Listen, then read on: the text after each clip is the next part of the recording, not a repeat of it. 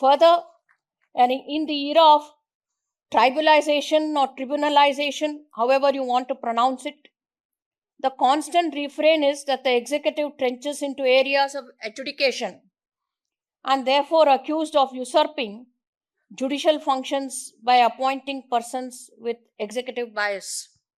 The reason is they say that the high courts have so much of docket load, so much of pendency.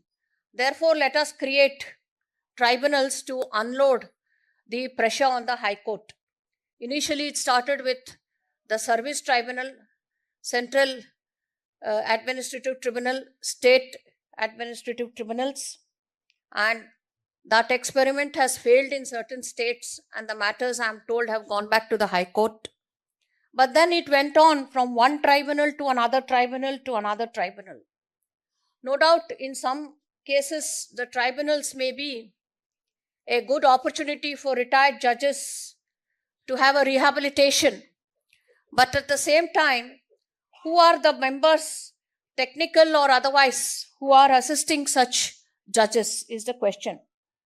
In Roger Matthew, the Constitution Bench of the Supreme Court issued a writ of mandamus to the Ministry of Law and Justice, central government, to carry out a judicial impact assessment of all the tribunals. The central government responded with the notification of tribunal, appellate tribunal, and other authorities' qualification, experience, and other conditions of service of members rules 2020. This was again challenged by the Madras Bar Association on the ground that the rules were violative of the principles of separation of powers and independence of judiciary.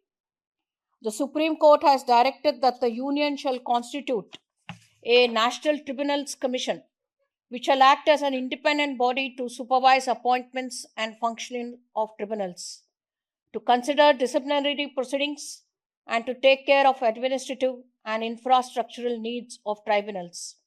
This is in order to maintain independence in judicial adjudication. Exercise of power of the other branch, which results in wresting away of the regime of constitutional accountability. These instructive words encapsulate the pertinency and position of the doctrine of separation of powers in our Constitution, and therefore the reason for my choosing this topic: checks and balances under the Indian Constitution through a looking glass.